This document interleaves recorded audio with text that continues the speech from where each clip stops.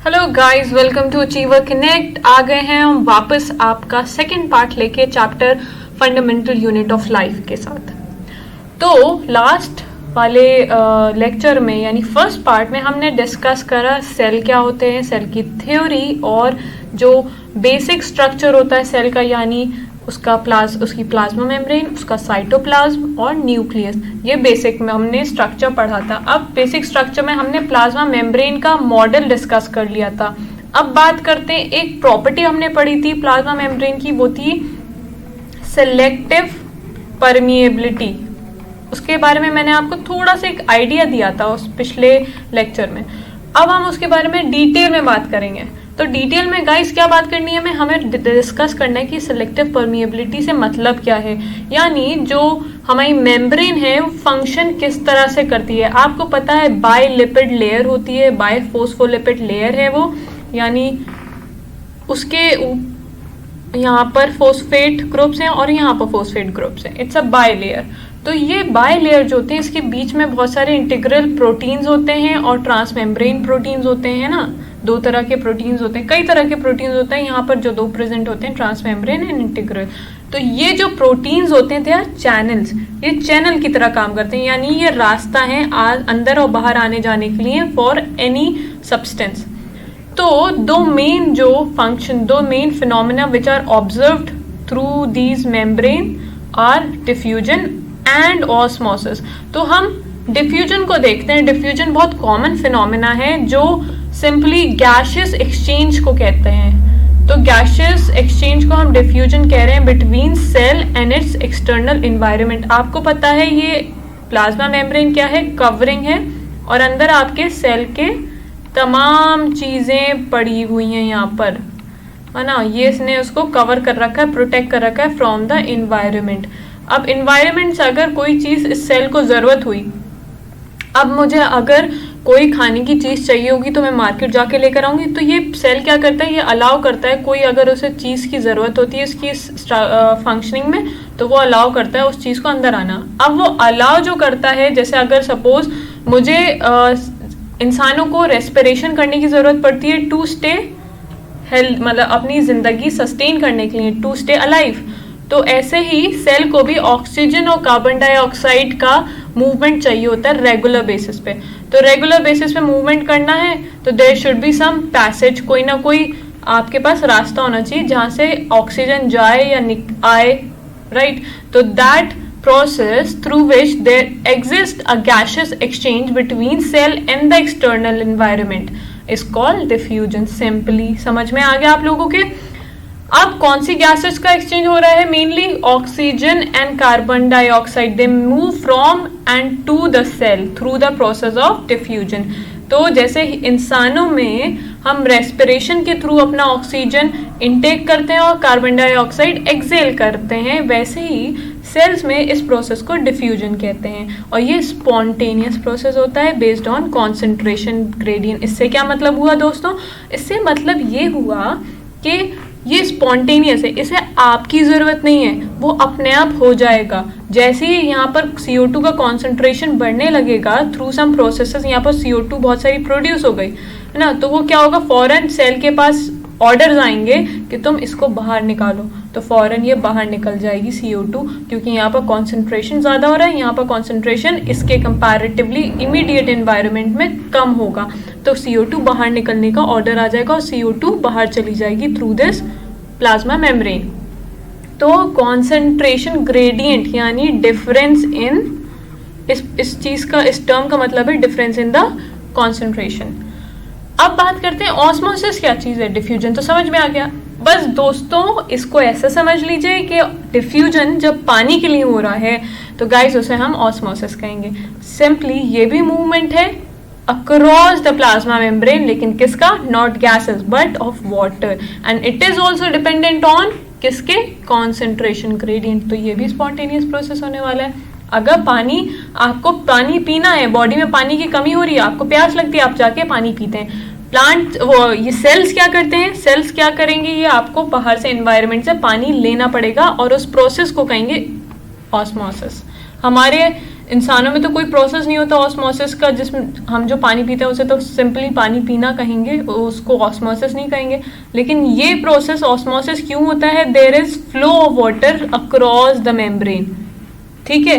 तो osmosis is the passage of water, अगर define करने को आए एग्जाम में तो आप ऐसे डिफाइन कर सकते हैं, osmosis is the passage of water from a region of high water concentration through a selectively, again this term selectively, यानी ये हर चीज़ को अलाउ नहीं करता, ये सिर्फ कुछ चीज़ों को, जैसे मैंने कहा ना आप लोग दोस्त होते हैं, आप हर एक से दोस्ती नहीं कर सकते, आपका अपना मूड है, आपका अपना मिजाज है, नेचर है, आप कुछ चीज़ों के साथ ही बॉन्डिंग कर सकते हैं। ऐसे ही ये मेम्ब्रेन जो होती है, प्लाज्मा मेम्ब्रेन, ये सिलेक्टिव होती है, वो हर एक के साथ दोस्ती करके उसे अपने घर में अंदर नहीं आने देती, ठीक है। तो it is a selectively permeable membrane.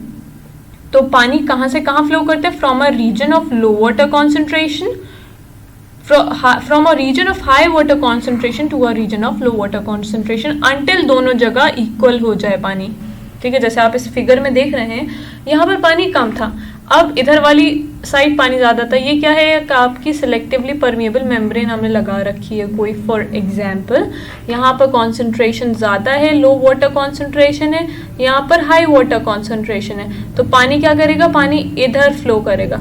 यहाँ पर ये जो ग्रीन मॉलिक्यूल्स दिख रहे हैं, they are molecules of sugar. आपने कोई चीज़ इसमें सॉल्यूट ऐड कर रखा है वाटर में, तो यहाँ पर पानी के मॉलिक्यूल्स कम होंगे ऑब्वियसली, क्योंकि शुगर कोई और एक और चीज़ है जो उसकी स्पेस को ऑक्यूपाई कर रही है, तो पानी के मॉलिक्यूल्स कम हो गए। यहाँ पर खाली पानी है, ओनली वाटर मॉलिक्यूल्स, तो पानी क्या करेगा? जहाँ पर पानी का कॉन्सेंट्रेशन ज़्यादा है, यहाँ से वो वहाँ फ्लो करेगा, ठीक। तो यहाँ पर भी सेम आप देख लीजिए, ये डिफ्यूजन के एग्जाम्पल है। डिफ्यूजन में क्या होने वाला है? जहाँ पर गैसेस ज़्यादा हैं, सपोज अगर CO2 का कॉन्सेंट्रेशन यहाँ पर बढ़ गया है तो वो इस डायरेक्शन में फ्लो करेगी, और अगर O2 का कॉन्सेंट्रेशन यहाँ बढ़ रहा है तो वो O2 इस डायरेक्शन में फ्लो करेगा। तो this is simply based on concentration gradient. आपको सिर्फ ये देखना है कहाँ पर कॉन्सेंट्रेशन ज़्यादा है और कहाँ कम। Moving on, what is tonicity? What is tonicity?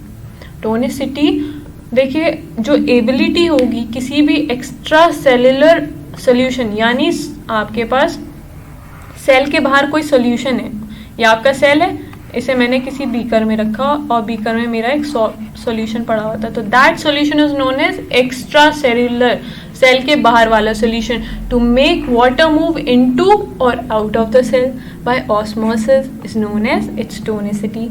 Tonicity उसकी कैपेबिलिटी है ना, कैपेबिलिटी है क्या?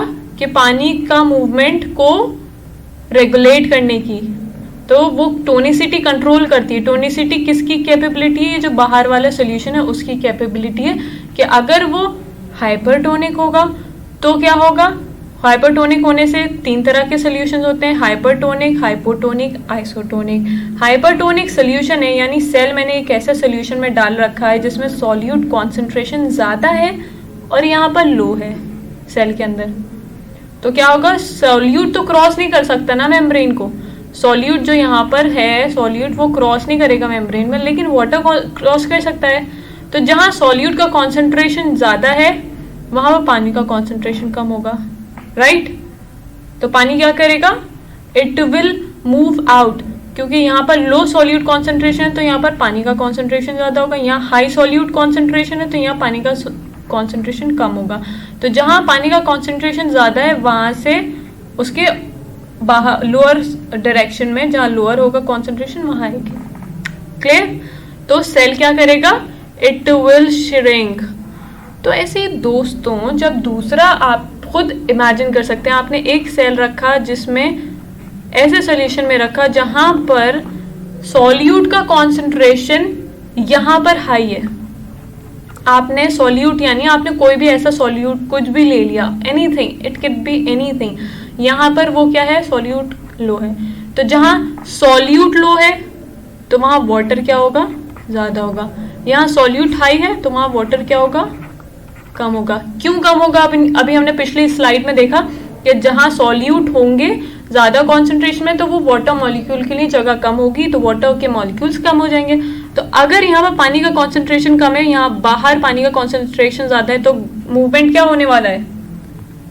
इनटू द सेल, बिल्कुल सही, इनटू द सेल, यानी यहाँ से पानी यहाँ मूव करेगा इनसाइड द सेल। तो सेल का साइज क्या होने वाला है, इंक्रीज होने वाला है सेल का साइज, इट विल इंक्रीज और इट विल स्वेल अप कहते हैं, और पहले वाले केस में इट विल श्रिंक।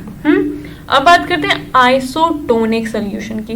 तो सॉल्यूशन, वो वाला सॉल्यूशन, आइसो मतलब सेम, तो वो सॉल्यूशन जिसमें कॉन्सेंट्रेशन सॉल्यूट का is same inside and outside, तो सॉल्यूट तो क्रॉस नहीं करेगा मेम्ब्रेन को, और अब जब बाहर भी पानी सेम है, अंदर भी फ्री वाटर मॉलिक्यूल का कॉन्सेंट्रेशन सेम है साइटोप्लाज्म में और बाहर के सॉल्यूशन में, तो उस सोल्यूशन को हम कहते हैं आइसोटोनिक सोल्यूशन। इसमें water diffuses into and out of the cell at equal rate and the cell size stays same. ठीक है, तो गाइस इस चीज को बिल्कुल ध्यान से समझ लीजिए कि सॉल्यूट मूव नहीं कर रहा है, किसका मूवमेंट हो रहा है, वाटर का, बेस्ड ऑन सॉल्यूट का कॉन्सेंट्रेशन। सॉल्यूट का कॉन्सेंट्रेशन जहां ज्यादा होगा वहां पानी का कॉन्सेंट्रेशन कम होगा, और आपको पता है वाटर का मूवमेंट होता है फ्रॉम हायर टू लोअर। बिल्कुल, किसी के पास पैसे की कमी है तो वो उसी जगह पे जाएगा ना जहां पर पैसे ज्यादा होगा, वहीं तो जॉब पकड़ेगा वो, क्योंकि उसे पैसे ज्यादा चाहिए। तो ये तो यूनिवर्सल रूल है, जहां ज्यादा होता है पैसा तो वो लोग डोनेट कर देंगे जहां कम है पैसा, right. Moving on to endocytosis. तो डिस्कस करते हैं एंडोसाइटोसिस। एंडोसाइटोसिस उस प्रोसेस को कहते हैं जिससे प्लाज्मा मेम्ब्रेन अपना खाना एनगल्फ करती है, किसी भी सेल की प्लाज्मा मेम्ब्रेन। ठीक है, प्लाज्मा मेम्ब्रेन को खुद नहीं खाना, उसको खिलाना है जो सेल है। तो बेसिकली प्लाज्मा मेम्ब्रेन अपने लंबे लंबे हाथ एक्सटेंड करती है, जिन्हें हम कहते हैं pseudopodia in case of amoeba. या आपका अमीबा का एग्जाम्पल ले रहे हैं हम। एंडोसाइटोसिस किस में हो रहा है, अमीबा में। तो अमीबा क्या करता है, अपने लंबे कानून के हाथ इसके आगे बढ़ते हैं एंड इट एनगल्फ्स, यानी उसे चारों तरफ से घेर लिया। चारों तरफ से घेरने के बाद उसके पास कोई और चारा नहीं रहता but then to get digested and eaten up by the amoeba. Amoeba उसे खा लेता है। तो ये एंडोसाइटोसिस का प्रोसेस होता है, natural process carried out by micro organism या plasma membrane to engulf any food और एनी अदर मटेरियल। सिर्फ फूड के लिए नहीं होता लिमिटेड, ये और भी चीज़ें उसे जो भी चाहिए होता है एनवायरनमेंट से, तो वो अपने इन हाथों की, अपने प्लाज्मा मेम्ब्रेन को हाथों की शेप में फॉर्म करता है, डेवलप करता है, और फिर उनसे अपना खाना अपने अंदर खींच के ले आता है। दूसरा प्रोसेस है एक्सोसाइटोसिस। द प्रोसेस ऑफ, यहाँ पर क्या हो रहता है, द फूड जिससे हम बाहर से फूड अंदर जा रहा था बॉडी के, है ना, यहाँ पर क्या होना है, अंदर से बाहर मटेरियल जाना है। The process of taking substances और particle from inside to outside. यहाँ पर क्या था, आउटसाइड टू इनसाइड। ओके, तो रिमूविंग टॉक्सिक्स और वेस्ट प्रोडक्ट्स फ्रॉम सेल, ये ऑब्वियसली आपको समझ में आ गया। जब अंदर से क्या चीज़ बाहर जानी है, जो टॉक्सिक या डिस्पोज करने होंगे सब्सटेंसेस, एक्सक्रीट करने होंगे, वही चीज़ें। ठीक है, और ये दूसरा काम क्या करता है, it facilitates communication between cell. आसपास वाले ये कुछ ऐसे चीज़ें एक्सक्रीट करता है, ये सेक्रीट करता है जो ऐसे सब्सटेंसेस होते हैं जो आसपास वाले सेल्स के साथ कम्युनिकेट करने में मदद होती है उनकी। ठीक है, अब बात करते हैं दूसरा मेन स्ट्रक्चर। हमने 3 स्ट्रक्चर पढ़े थे, एक तो न्यूक्लियस था, साइटोप्लाज्म था, प्लाज्मा मेम्ब्रेन थी, और ये न्यूक्लियस था। और आपको पता है सेल वॉल क्या होती है, it is an additional covering outside the plasma membrane in case of plant cells. बिल्कुल सही, मुझे पता चल गया था आप लोग को पता है प्लांट सेल में। आई नो आप सब बहुत इंटेलिजेंट हैं, आप सबको पहले से पता था सेल वॉल जो है सिर्फ प्लांट सेल में होती है, एनिमल सेल में नहीं होती है ना, करेक्ट। तो सेल वॉल जो होती है, it is hard outer covering that gives a definite shape, strength and rigidity. तो ऑब्वियसली इसका काम है प्रोटेक्टिव लेयर की तरह काम करना, यानी वो एडिशनल सपोर्ट देगी, उसको शेप देगी, उसको हिम्मत देगी, रिजिडिटी देगी, उसकी स्ट्रेंथ बढ़ाती है। दूसरा काम इसका है prevents loss of water from the cell. उसमें से कोई भी, जैसे अगर एक्सेसिव लॉस ऑफ वाटर होने वाला होगा, उसको बचा लेती है कि ज़्यादा पानी ना निकल जाए प्लांट सेल में से, वरना अगर ज़्यादा पानी निकल जाएगा तो इट विल ऑब्वियसली उसकी फंक्शनिंग खराब होगी, क्योंकि पानी एक कॉन्सेंट्रेशन, एक ऑप्टिमम कॉन्सेंट्रेशन चाहिए हमें जिंदा रहने के लिए, है ना। ऐसी प्लांट सेल्स को भी ऑप्टिमम कॉन्सेंट्रेशन चाहिए पानी के लिए, पानी का, टू सस्टेन लाइफ। और ये बनी किससे? Cellulose. It is one of the most abundant material. और सेल वॉल भी किससे बनी होती है? सेल्यूलोज से। याद रखिएगा, ये क्वेश्चन अगर पूछ लिया एमसीक्यू में तो ये मत कहिएगा कि मैम ने पढ़ाया नहीं था, आपको सब पढ़ा दिया ये। अब बात करते हैं कुछ इम्पॉर्टेंट फिनोमेना जो सेल वॉल से रिलेटेड है। पहला है प्लाज्मोलाइसिस। तो प्लाज्मोलाइसिस अगर आपसे कोई पूछे तो आप सिंपल बताइएगा प्लाज्मा मेम्ब्रेन से रिलेटेड है। लाइसिस यानी उसका श्रिंक होना, ठीक है। Plasmolysis is a process in which the contents of the cell that are away from the cell wall. तो देखिए, ये सपोज करिए ये आपकी प्लाज्मा मेम्ब्रेन, ये जो लाइट ग्रीन दिख रही है दिस इज प्लाज्मा मेम्ब्रेन। अब जब आपका ऑस्मोसिस हुआ, ऑस्मोसिस में क्या होता है? पानी अंदर बाहर आता है। तो आप ऐसे इमेजिन करिए पानी बाहर जा रहा है, पानी इज गोइंग आउटसाइड। क्यों?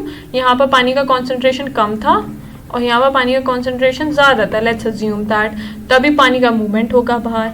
तो क्या होता है?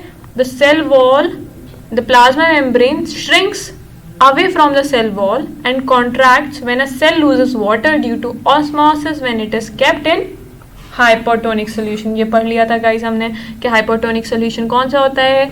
जिसमें बाहर कॉन्सेंट्रेशन ज़्यादा होगा और सेल के अंदर सॉल्यूट का कॉन्सेंट्रेशन कम होगा। यानी आप समझ लीजिए पानी में यहाँ पर मैंने नमक घोल के रख लिया है तो और इसमें एक सेल डाल दिया मैंने, तो ऑब्वियसली इसके अंदर नमक का कॉन्सेंट्रेशन कम है, यहाँ पर नमक का कॉन्सेंट्रेशन ज़्यादा है। तो क्या होगा?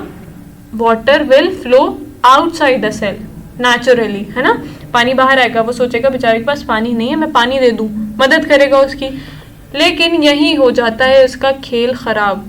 क्या हो जाता है? इसको नुकसान पहुंचता है, वो पानी का लॉस हुआ ज़्यादा और ये प्लाज्मा मेम्ब्रेन श्रिंक कर जाती है। सेल, आपको पता है सेल जो है वो श्रिंक करेगा, हाँ, सेल जो है वो श्रिंक करने वाला है in case of hypotonic solution, ये पढ़ा हमने।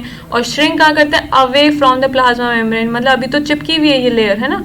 अब ये समझ लीजिए ये दूर हो जाएगी इससे, ऐसे श्रिंक कर जाता है, छोटा हो जाता है। सेल वॉल अपनी जगह पे रहती है and this process known as plasmolysis. ठीक, एक क्वेश्चन यहाँ आता है दिमाग में कि क्या डेड सेल्स होते हैं ना, एक होते हैं लिविंग सेल्स, एक होते हैं डेड सेल्स। लिविंग सेल्स वो होते हैं जिनमें सारे ये सब प्रोसेसेस हो रहे होते हैं, there is movement of gases, water and there are organelles जो अपना फंक्शन परफॉर्म कर रहे होते हैं। तो उन सेल्स को हम कहेंगे लिविंग, उसमें सारे फंक्शन चल रहे हैं। लेकिन डेड सेल्स जो होते हैं उनमें क्या वाटर का एब्जॉर्प्शन हो सकता है? नो। अच्छा, आपको डेली लाइफ में कोई डेड सेल मिला है कभी? आपने कभी डेड सेल को देखा है?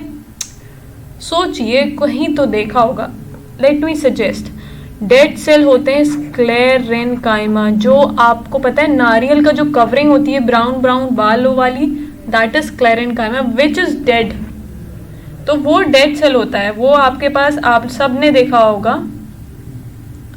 उसको कभी आप पानी में डाल के देखिए, वो कभी भी पानी को एब्जॉर्ब नहीं करेगा। तो this question is answered simply by that there is no osmosis process, कोई ऑस्मोसिस नहीं होता, है ना। अब एक और क्वेश्चन आता है, how plants, fungi and bacteria exist in hypotonic medium. तो इसका क्या आंसर हो सकता है?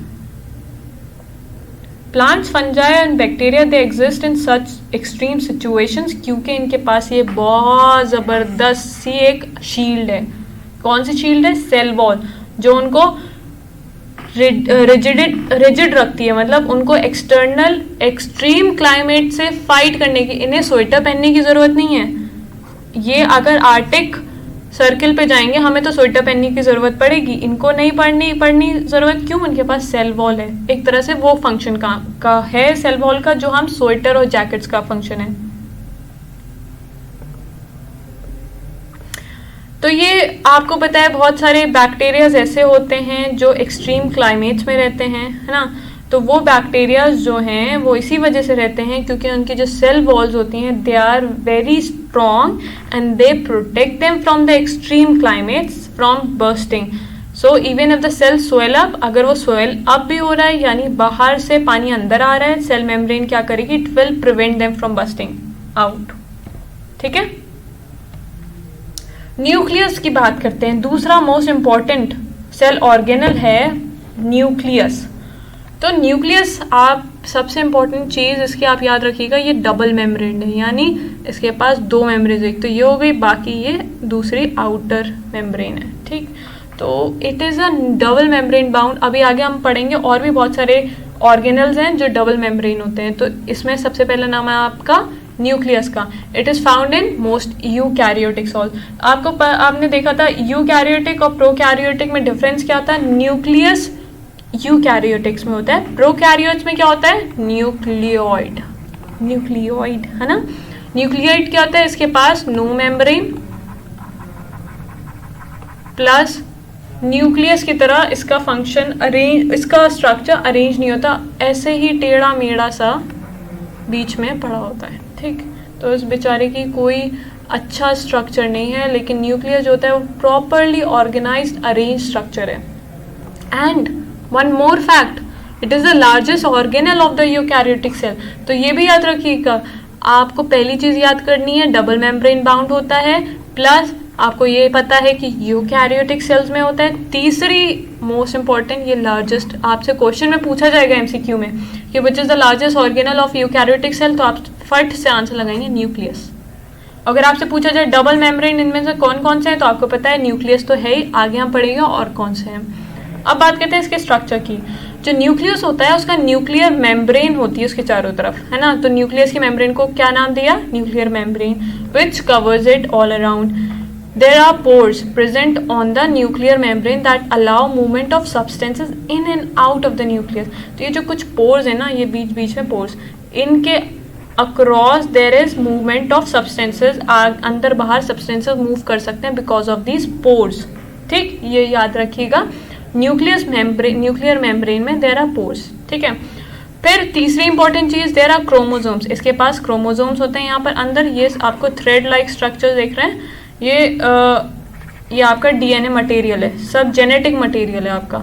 और क्रोमेटिन मटेरियल सब क्रोमोसोम्स इसी में होते हैं। They are rod shaped structures present in the nucleus which contain are genetic, ये आपका जीन्स जो कैरी करते हैं क्रोमोसोम्स होते हैं, present in the nuclear which contain genetic information obviously. हम तो फंक्शन क्या है न्यूक्लियस का, सबसे पहला फंक्शन है एक तो सेल का कंपार्टमेंटलाइजेशन करना, यानी एक आपके पास एक कंपार्टमेंट है जहाँ पर सारा आपका इम्पॉर्टेंट स्ट्रक्चर प्रेजेंट है। ठीक है, दूसरा इम्पॉर्टेंट फंक्शन जीन का एक्सप्रेशन, यानी आपकी जो जीन्स होंगी, ये जो डीएनए कैरेक्टरिस्टिक्स होंगी वो सब यहीं पर एक्सप्रेस होंगी। प्रोसेसिंग ऑफ प्री एमआरएनए, देखिए आरएनए जो होता है या जब भी सेल डिवाइड करता है या आरएनए जब बन रहा होता है तो उसकी प्रोसेसिंग भी न्यूक्लियस के अंदर ही होती है। ठीक है, याद रखिएगा कि आरएनए की प्रोसेसिंग न्यूक्लियस में हो रही है। दूसरा काम है जीन का एक्सप्रेशन, तीसरा काम है compartmentalisation. Okay, moving on to chromatin. अभी हमने पढ़ा क्रोमेटिन कहाँ प्रेजेंट होता है, न्यूक्लियस में। और आपको ये भी पता है क्रोमेटिन क्या है, थ्रेड लाइक स्ट्रक्चर थे, हमने देखा पहले पीछे ना सेल के अंदर। क्रोमेटिन जो होता है it organises itself into chromosomes, फिर ये अपने आप को जब ये कंडेंस होता है तो वो अपने आप को क्रोमोसोम्स के में फॉर्म कर लेता है। तो क्रोमेटिन को ही क्रोमोसोम्स कहते हैं जब वो ऑर्गेनाइज स्ट्रक्चर में होते हैं। ठीक है, जब भी सेल को डिवाइड होना होता है तब। अब बात करते हैं क्रोमोसोम्स जो हैं उनमें उनकी क्या इंपॉर्टेंस है। क्रोमोसोम्स ही वो चीज़ होती है जिसके अंदर आपका जीन्स होती हैं। They contain information for inheritance of characters from parents to the next generation, यानी वो डीएनए की बात आ गई।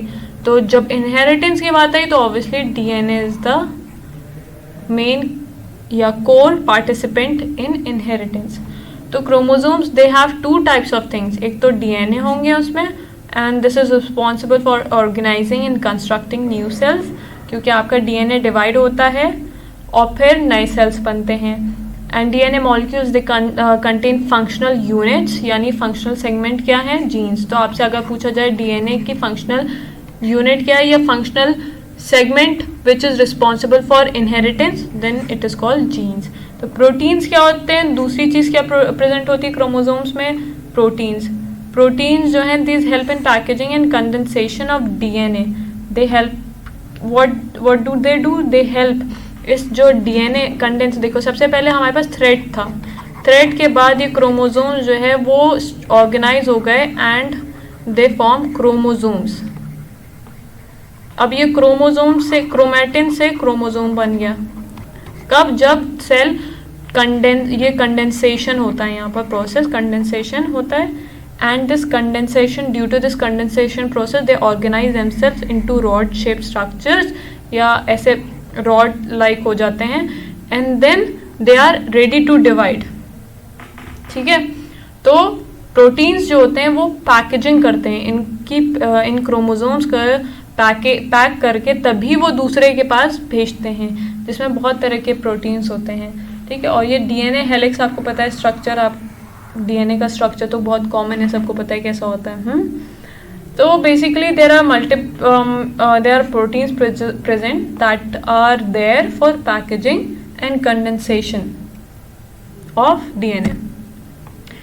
अब बात करते हैं न्यूक्लियस के अंदर, ये आपका सेल है, इसके अंदर न्यूक्लियस है, न्यूक्लियस के अंदर भी एक छोटा सा सेंटर होता है, उस सेंटर को कहते हैं न्यूक्लियोलस, और वो आपका ब्रेन ऑफ द न्यूक्लियस होता है। ठीक है, तो ये सिर्फ प्रेजेंट होता है यूकैरियोटिक सेल में, प्रोकैरियोटिक सेल में नहीं प्रेजेंट होगा। ठीक है, it comprises of 25% of the volume of the nucleus. Mainly जो 25% होगी न्यूक्लियस की, वो इसने कवर कर रखी है, न्यूक्लियोलस ने बैठा हुआ है बीच में 25% जगह लेकर न्यूक्लियस की, and it consist of proteins. और क्या क्या चीज़ होती है, एक तो प्रोटीन्स होगा इसमें, और दूसरा आरएनए। ठीक, दो चीज़ें होती हैं बस।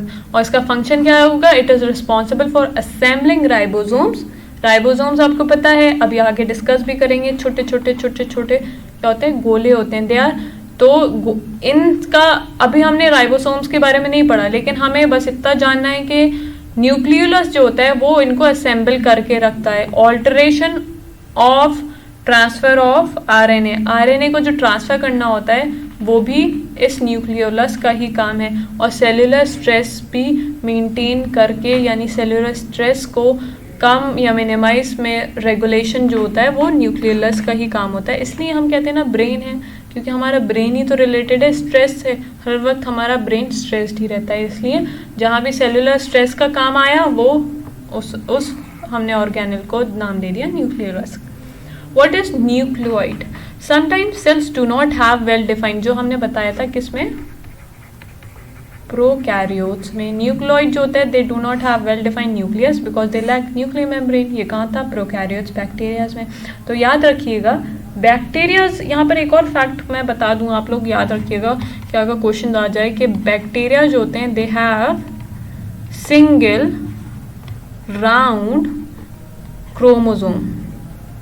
तो अगर आपसे पूछा जाए कि किसके पास सिंगल राउंड क्रोमोसोम होता है, तो आप फट से नाम ले दीजिएगा बैक्टीरिया का। और यही बात आती है प्रोकैरियोट होता है बैक्टीरिया। तो प्रोकैरियोट्स के पास क्या होता है, न्यूक्लियोइड। न्यूक्लियोइड क्या होता है, जिसमें न्यूक्लियर मेम्ब्रेन नहीं होती, न्यूक्लियर मेम्ब्रेन और वेल डिफाइंड न्यूक्लियस नहीं होता, तो उसको हम such nucleus is known as nucleoid with no nuclear boundaries. ठीक, अब बात करते हैं साइटोप्लाज्म की। ये तीसरा मेन स्ट्रक्चर है ना, हमने सेल वॉल पढ़ी, यानी प्लाज्मा मेम्ब्रेन भी पढ़ ली, इसमें ही हमने प्लाज्मा मेम्ब्रेन सबसे पहले डिस्कस करी थी, फिर हमने न्यूक्लियस पढ़ा। अब तीसरी चीज़ है साइटोप्लाज्म। साइटोप्लाज्म क्या होता है, फ्लूइड लाइक सब्सटेंस है, आपको पता है सब चीज़ें इसी में एम्बेडेड हैं, इमर्स्ड हैं। जैसे हमने पानी घोल के सारी चीज़ें उसके अंदर डाल दी, तो वो पानी वाला फ्लूइड वाला जो स्ट्रक्चर है with that is your cytoplasm.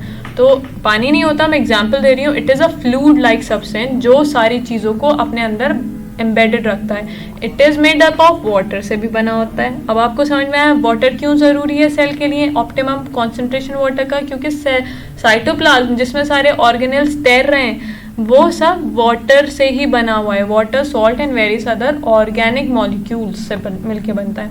Cytoplasm contains several organelles, obviously मैंने अभी बताया सब सारे ऑर्गेनल्स उसमें ही तैर रहे होते हैं और सबके अपने अपने फंक्शंस होते हैं। लेकिन साइटोप्लाज्म का क्या फंक्शन होता है? इसका फंक्शन होता है it supports and suspends the cell organelles and molecules, सारे ऑर्गेनल्स और मॉलिक्यूल्स के अपने अंदर सस्पेंडेड रखता है, जैसे कि मैंने अभी बताया आपको।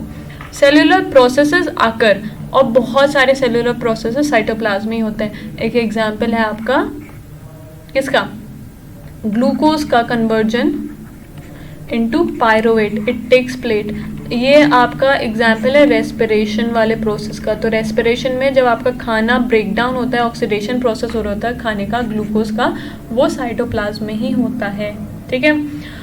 It also allows movement of substances in the cell such as hormone, यहाँ पर हॉर्मोन्स का मूवमेंट भी अलाउड करता है, यानी फ्लूइड है तो फ्लो करेगा तो वो जो सब्सटेंसेस हैं उन्हें अपनी जहाँ ज़रूरत है, जिस ऑर्गेनल को ज़रूरत है उसके पास पहुँचा भी देता ही है। तो हॉर्मोन्स की अगर किसी को ज़रूरत है, कहीं पर ज़रूरत है, तो वो इसके फ्लोई यानी फ्लूइड लाइक नेचर की वजह से वो ट्रांसपोर्ट हो जाते हैं। ऑल्सो थर्ड, इसका फोर्थ फंक्शन है डिजॉल्व सेल्यूलर वेस्ट। ये सेल्यूलर वेस्ट को अपने अंदर डिजॉल्व भी कर लेता है, किसी भी ऑर्गेनल की गंदगी आई वो अपने अंदर उसने डिजॉल्व कर ली। तो ये 4 इसके मेन काम है। तो अभी तक यहाँ तक हमने तीनों जो मेन बेसिक स्ट्रक्चर है सेल का वो डिस्कस कर लिया गाइस। ये बेसिक स्ट्रक्चर है सेल का, ये हम डिस्कस कर चुके हैं। अब आगे हम पढ़ने वाले हैं डिफरेंट सेल ऑर्गेनल्स के बारे में। तो आज के लिए आज का पार्ट हम इसको यहीं रोकते हैं। आगे हम डिस्कस करेंगे दूसरे पार्ट में सेल ऑर्गेनल्स के बारे में, जितने डिफरेंट ऑर्गेनल्स होते हैं हमारे सेल के अंदर, जो हम सब के बारे में पढ़ेंगे 1 बाय 1, उनके फंक्शंस, उनके स्ट्रक्चर, सब चीज़ें पढ़ने वाले हैं। उस पार्ट को बहुत ध्यान से सुनिएगा, क्योंकि उसमें से ही ये, वैसे तो ये पूरा चैप्टर ही बहुत इंपॉर्टेंट है, लेकिन और बड़ा भी है, लेंथी भी है, इसमें वॉल्यूमनेस भी है, बहुत सारी चीज़ें हैं याद रखने को, याद करने को। इसलिए मैंने अच्छा ये रहेगा हर पार्ट को पढ़ने के बाद आप क्वेश्चंस करें जाके, क्योंकि गाइस जितना अच्छा याद क्वेश्चंस करने से होता है उतना अच्छा याद पढ़ने से नहीं होगा। तो हमारी जो ऐप है उसमें अचीवर कनेक्ट के नाम से, इसमें इस वीडियो के डिस्क्रिप्शन में लिंक भी मौजूद है, उसे आप डाउनलोड करके उसमें आप फ्री ट्रायल भी ले सकते हैं, और उसमें मॉक टेस्ट हैं, बहुत सारे क्वेश्चंस अवेलेबल हैं आपको, वहाँ से आप वो क्वेश्चंस अटेम्प्ट कर सकते हैं। अटेम्प्ट करके देखिए कितना आपको ये चैप्टर समझ में आया और कितने क्वेश्चंस आप कर पा रहे हैं। और ये हमारी जो ऐप है ये टोटली बेस्ड है, फोकस्ड है आपकी 11th की एंट्रेंस की प्रिपरेशन के लिए। तो आपके लिए ये बहुत फ़ायदेमंद रहेगा कि हमने फोकस्ड स्ट्रैटेजिक कॉन्सेप्चुअल क्वेश्चंस डाले हैं उसमें, जो आपकी नॉलेज को टेस्ट करेंगे। तो गाइस उसको करना मत भूलिएगा। क्वेश्चंस करने से ही बेस्ट आइडिया होता है कि कितना आपको याद रह पाया, क्योंकि ब्रेन कितना रिटेन कर पाया वो क्वेश्चंस करने पर ही पता चलेगा। तो I will meet you in the next session, in the next part of this chapter. I hope अभी तक आपको अच्छा लगा और मज़ा आया हो। And don't forget to download that app and practise questions. It is for your own good, ताकि आपको याद रहे ये chapter. Thank you for watching.